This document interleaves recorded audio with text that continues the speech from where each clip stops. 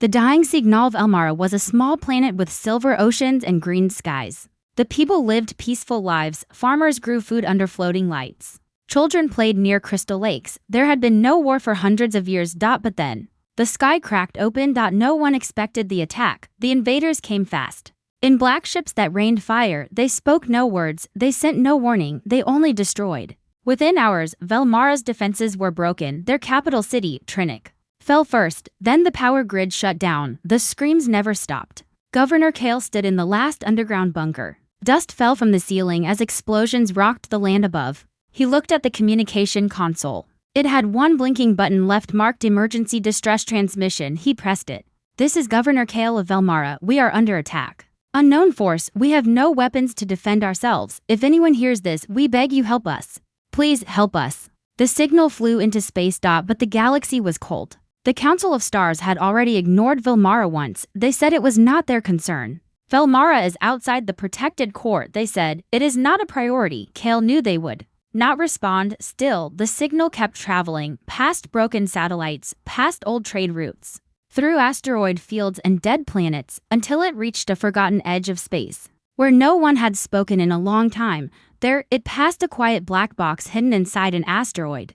The box woke up. Inside it, a system long thought dead came online. Signal received. Match code, humanity_protection_protocol status, valid response, initiate armada. Wake sequence. Seth box pulsed once, and the stars began to move, far away, deep in a dark sector known only by old maps. A giant door opened inside a moon, ship silent, sharp, and dark as night rose from below its surface. No crew walked aboard. They were already inside, grown, trained and ready. The Earth Armada was awake. Back on Velmara, Governor Kale had no idea anyone had heard. Days passed, food ran low, air systems failed, children cried in the dark. Only 23,000 people were left alive, hiding deep underground. The enemy fleet, now orbiting Velmara, sent no message. They simply hovered in silence. One by one, their scanners searched the surface for heat and life. They had time. Velmara could not fight back. Captain Saran of the enemy's lead ship grinned. "Easy win," he said to his crew. "No challenge, no fun, but orders are orders." Suddenly,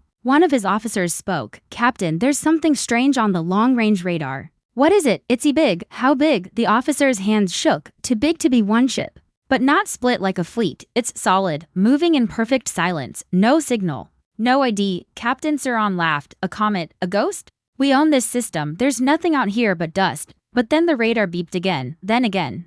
Multiple contacts now, all moving fast, all heading straight for Velmara on Earth. No lights turned on, no sirens blared, only silence followed. As the Armada moved, these ships had been asleep for 2 centuries. Earth had once promised never to interfere again. Unless called. Now, someone had called. They came from deep voids. Ships shaped like knives and shadows. Their engines did not roar, they whispered. Their weapons did not glow, they hummed. The galaxy had forgotten Earth's power, but Earth had not. Back in the bunker, a small boy named Jorik looked up at his mother. "Will someone come, Mama?" She smiled softly, even though her eyes were red. "Someone will come. How do you know?" She looked at the ceiling because the signal was sent, and somewhere out there someone will hear. Up in the stars, they already had. Earth's silence was not weakness for 200 years. Earth said nothing. No war, no trade, no alliances, no threats. The galaxy moved on without them. Other civilizations rose, some mocked Earth, some forgot. Earth's a few feared them, but only in quiet whispers. Like a ghost story parents tell their children at night. "They used to be strong," said the galaxy. "But now, they are just watchers," and that was the mistake. Because Earth was not silent out of fear, Earth was silent because it was waiting. Far from the trade routes, deep inside a dead zone known as Black Section 9, an ancient station floated behind a dust ring. To most, it looked abandoned, but below the surface were tunnels, reactors, and cold metal walls. Inside those walls, hundreds of war machines slept, not rusty, not broken, but ready. They were called Sentinels, and when Velmara's signal reached the beacon box near this dead zone, it did something no one had seen in centuries. It triggered protocol code dread across space. 6 more deep bunkers lit up with a single red word: awaken. One by one, power surged through ships hidden under moons, inside hollow asteroids, and buried beneath long-forgotten deserts. There were no public records of these places. No living government had access to them. Only the original Earth Defense AI had authority. And now, the AI had spoken. "Target, unknown hostile force priority, maximum action, deploy fleet in Velmara's orbit." The enemy ships tightened their formation. Something was wrong. Their long-range sensors showed shifting gravity. New signals appeared. Old systems began to fail. Captain Saran stared at his screen. Why are our scanners blacking out? His officer replied, something is disrupting our field. It's not jamming, it's folding space. What? The officer swallowed. They're coming through something, but it's not a normal jump. It feels like, before he could finish, the stars behind Vilmara bent like ripples in water slowly. Like ghosts emerging from a fog, 5 massive ships stepped through a silent black tunnel. They did not roar, they did not shine, they simply appeared. One ship was shaped like a blade longer than a mountain. Another looked like a giant floating hexagon with no visible engines. The largest one was covered in dark plates, with a glowing core deep inside pulsing like a heartbeat. None of the ships sent a message, they only stared. Back in the bunker, Governor Kale saw it first on the old display. What is that? He whispered. The screen showed a shape so large it blocked out stars. A triangle of metal and storm clouds. Velmara had no record of such ships. It is not the enemy. Kale whispered again. Then Jorik, the young boy, pointed at the screen. It looks like it came to help. Kale said nothing, but his chest felt tight. In a quiet command center deep inside Earth, a single voice finally spoke. It was not human, it was the Sentinel AI. Deployment complete. Phase 2. Intimidation. Inside the Armada, human captains sat still. They wore black suits, had no rank badges, and followed only one rule: engage only when provoked. But provocation was already coming. Back on the enemy ship, Captain Saran panicked. They're too close. Get targeting systems online. We can't lock them, shouted the officer. Their shielding it's invisible to our scans. Fire blind, Saran roared, and so the first shot was fired. A red plasma beam cut through space. And hit the side of one human ship and vanished. No sound, no damage. Just nothing. The human ship didn't move. It simply turned, and then something terrifying happened. A low hum spread across all nearby enemy ships. Their lights blinked, their systems slowed. One of their ships suddenly lost gravity and the crew floated helplessly. Then, a small drone launched from the front of the Earth warship. It was silent. It had no weapon. It only projected an image. A message in glowing text appeared in front of every enemy captain's eyes, across every screen, in every language. You fired first. Response: total military clearance granted. Proceeding with engagement. And just like that, the real war began. Inside Vilmara's bunker, the people watched with wide eyes. Nothing on the screens made sense. The enemy ships began to explode one by one, not from outside hits, but from the inside. Systems failed, engines reversed, weapons misfired. It was as if the human fleet had taken control of their enemy's own technology. Kale whispered, this is not war, this is domination. And he was right. Because Earth's silence had never been weakness. It had been preparation.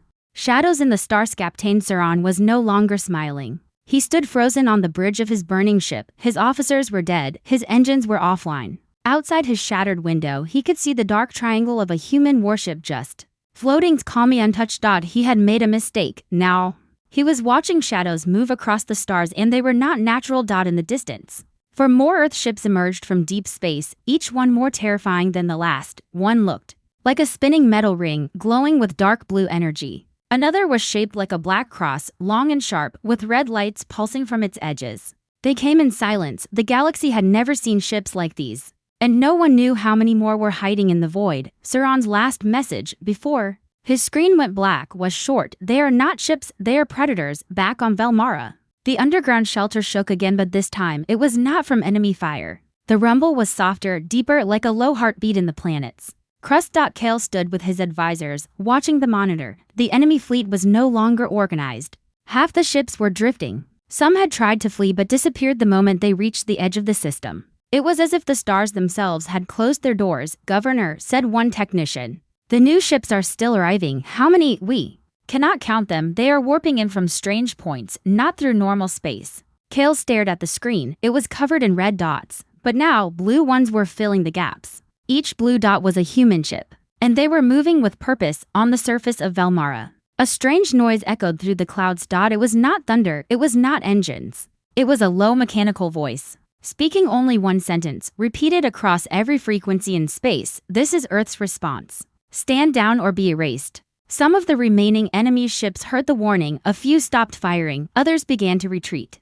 But it was already too late. The Earth Armada did not wait for peace, they had given their warning. Now they would finish the job above Velmara. One of the Earth warships, Skoda named Vigilance 1, moved forward. Inside Captain Rhea stood calmly in front of a large black screen. Her uniform had no symbols. Her crew did not speak, they followed her orders through silent commands and neural links. Target clusters 3 and 4, she said in a calm voice. Use internal override systems. No survivors. The ship released two small orbs. They flew into enemy vessels and disappeared. Seconds later, explosions began. Not fire, not metal, but implosions, like the ships were crushed by invisible hands from the inside. One by one, the enemy fleet folded into themselves. Some were sliced in half. Others turned inside out, as if space itself had betrayed them. Back on the surface, the Velmarin children sat in silence, watching the war unfold on the big screen. Little Jork whispered, "They are ghosts." His mother nodded slowly. "No. They are humans, but they move like shadows." "Yes," she said, "because the galaxy forgot them. And now, they move from the dark." High above, the last remaining enemy flagship tried to fire a final shot.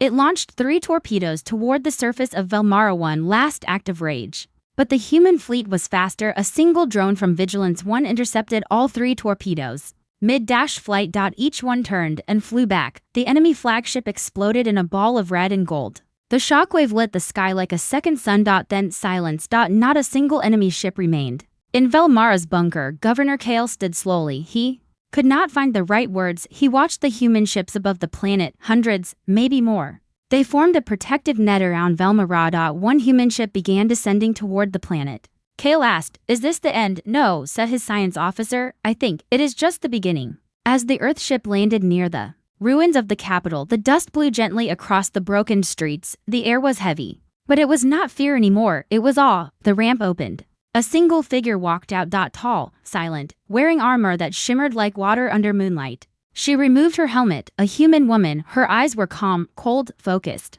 She said only one sentence. "Velmar called for help. Earth has answered." Above, in orbit, the Armada turned slowly, facing outward. They were not going home yet. There were still others watching, others who might try something foolish. But now, they had seen what happens when Earth stops watching and starts acting. And in that silence above Velmara, one truth became clear to every species in the galaxy: the shadows in the stars are not empty. They belong to Earth. The first strike above Velmara, Earth's warships formed a silent wall. They did not move quickly. They did not need to. The message had been sent. The warning was clear. The enemy had fired first and Earth's answer was already in motion. Deep inside the command bridge of Vigilance 1, Captain Rhea stood without emotion. Her face was calm, but her eyes were sharp like steel. "All weapons ready," said her second in command. "Hold," Rhea replied. She watched the screen. Only a few enemy ships remained. Small cruisers, scavengers. Panic had taken them. They were trying to run.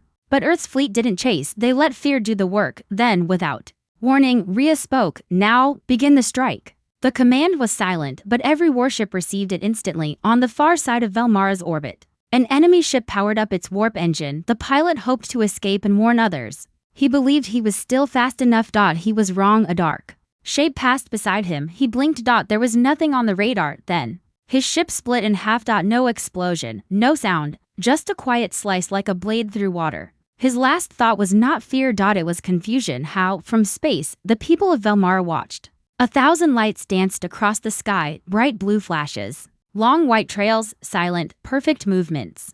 The human fleet moved like a living organism. Each ship knew what the others were doing. Every strike was timed, every hit was clean. There was no waste, no mistake. It was not a battle. It was an execution. In the control room deep beneath Velmara, Governor Kale leaned forward. His voice was low. This is not war. This is something else." A technician whispered, "They never miss." Another said, "Their weapons are rewriting physics.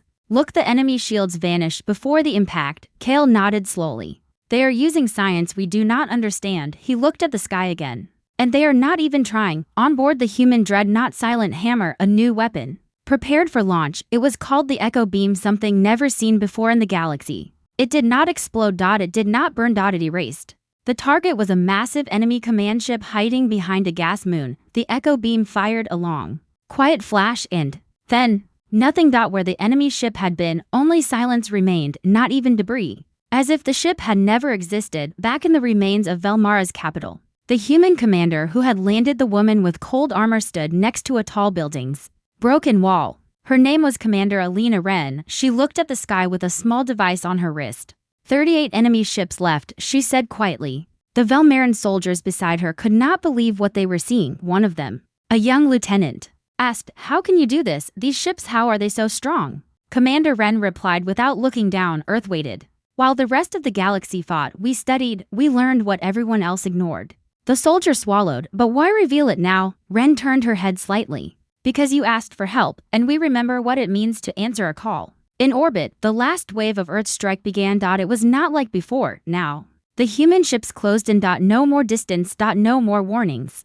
The last enemy vessels grouped together in fear. They tried one final stand, shooting everything they had: missiles, plasma, high-frequency disruptors, but Earth's fleet moved through it all. Their shields bent light. Their armor healed faster than it could be damaged, and then they returned fire. The final wave came as rings of silver light, expanding like ripples in space. Each ring hit with perfect aim. Each ring silenced a ship. It lasted only 42 seconds. Then, peace. The sky above Velmara turned blue again. The smoke cleared, the stars returned, but something had changed.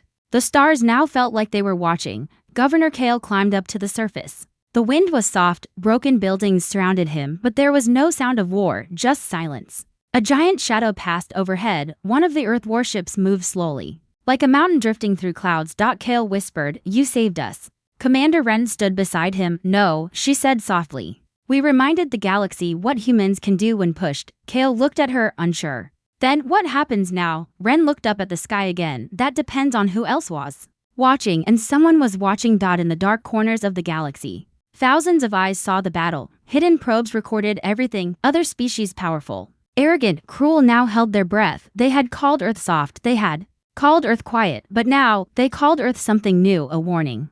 Fear spreads like Earth battle was over, but fear had only just begun across the galaxy. The news spread faster than light. A quiet world called Velmara had sent a cry for help. A forgotten planet, weak and ignored, and yet, something had answered. Not a common fleet, not a known ally, but Earth, a name that echoed like thunder through history. In distant systems, leaders replayed the footage over and over, ships vanishing without fire, weapons bending in midair, enemies crushed by invisible force. And worst of all, Earth never spoke again. They came, they destroyed, they disappeared into the dark. In the Krell Dominion, Supreme Leader Harith watched the screen in silence. His generals stood behind him, trembling. He had once called Earth the coward planet. Now, his mouth was dry. What did we just see? He asked quietly. One general whispered. It was the Armada. The human one, the one from the old stories. No, Harith said slowly. That fleet was a myth. Then the myth just erased an empire. The general replied. No one laughed. On Velmara, the people came out of hiding. The skies were now clear. The fields burned, but the enemy was gone. Human drones moved silently through the cities, cleaning, repairing, scanning for survivors. They never spoke, but they saved lives. Hospitals turned back on, power returned to shelters. Water flowed again, and hovering above it all were the black, cold shapes of Earth's warships watching, still. In the capital's ruins, Governor Kale walked beside Commander Alina Ren. He had many questions, but none seemed big enough to ask. At last, he spoke. Why did you come for us? Ren answered, because your call reached a place you were never supposed to reach. An ancient signal meant only for Earth's oldest warning system, but we are not special. She stopped, looked at him. Double quotes. No, you are not, and that is why it mattered. You were helpless, and that is what the galaxy forgot. Earth was once helpless too. Kale was silent. Ren added, we remember what that felt like. That's why we answer. Meanwhile, other planets trembled. In the Varnic coalition, fleets were recalled. Secret weapons were hidden. Their leaders sent emergency messages to each other. What if Earth comes for us next? We never attacked them. Velmara did not attack them either. And yet, Earth came. Should we reach out? No, stay quiet. Do not wake the bear. Back on Earth, the world remained quiet. No news channels, no public announcements. The operation had never been public. Only the Sentinels knew, and they were not interested in fame. Inside a deep command chamber, a single voice spoke to the AI network. Mission complete. Return protocols in place. The AI replied, not all fleets have returned. Status? Several ships have chosen to remain in deep orbit around Velmara, requesting override. The voice thought carefully. Denied. Let them stay. In orbit, Vigilance 1 hovered above Velmara's northern hemisphere. Captain Rhea stared at the blue planet through the glass. They think we are gone, she said softly. Her first officer nodded. Let them. It is better that way. What if they forget again? Rhea asked. He replied. Then we will return. On the ground, the children of Velmara drew pictures in the dust. They did not draw the enemy ships, they drew the human ones, sharp, dark, and quiet. They did not know the names. So they gave them new ones, the sky knives. The Black Shields, the Death Whispers. And in every story they told, the humans were heroes who came when no one else did. In a secret base across the galaxy, a dark council gathered. These were the true powers of the galaxy, silent rulers, puppet masters. They watched the footage in silence. When it ended, one of them whispered, "We were wrong." Another said, "Earth should have been destroyed long ago, but now," the leader asked. The room fell quiet. One voice, deep and cold, said, "Now we beg they stay hidden." But Earth was not hiding anymore. It was watching, and the stars would never feel safe again. The price of peaceful Mara had survived, but it would never be the same. The people walked out from bunkers into a quiet world. There were no enemy ships left in the sky. The black clouds of war had cleared. But peace did not feel soft, it felt heavy. Above them, the human fleet still floated silent and still. No messages, no speeches, just the cold, dark giants watching from space. Children pointed, elders bowed, soldiers froze. Governor Kale stood on a small platform and addressed his people for the first time since the war began. "We are alive," he said, "but we are not alone anymore. Something greater has seen us and saved us." The people listened. No one cheered, not out of fear, out of respect. In orbit, the Earthship Silent Hammer powered down its weapons. One by one, the other ships began to vanish. Not through warp drives, not through gates, they simply faded into space. Like ghosts returning to the stars. Only 3 ships stayed behind, their lights dim, their shapes unmoving. They were not here to fight anymore, they were here to guard. Commander Alina Wren walked through the ruins of Velmara's central plaza. The streets were cracked, statues had fallen, but life had returned. A young Velmaran girl ran up to her with a flower bright blue with glowing tips. Wren bent down. The girl placed it in her hand. "Thank you," the child said quietly. Wren looked at the flower for a long time. Then she smiled. Elsewhere, far from Velmara, the galaxy was changing. The Dravik Empire cancelled 3 invasions. The Ural Syndicate burned its war plans, and the Krell Dominion closed all routes near human space. No one dared speak against Earth, but in every council, one question remained: where did Earth get this power? And more importantly, what price would they pay if Earth turned that power on them?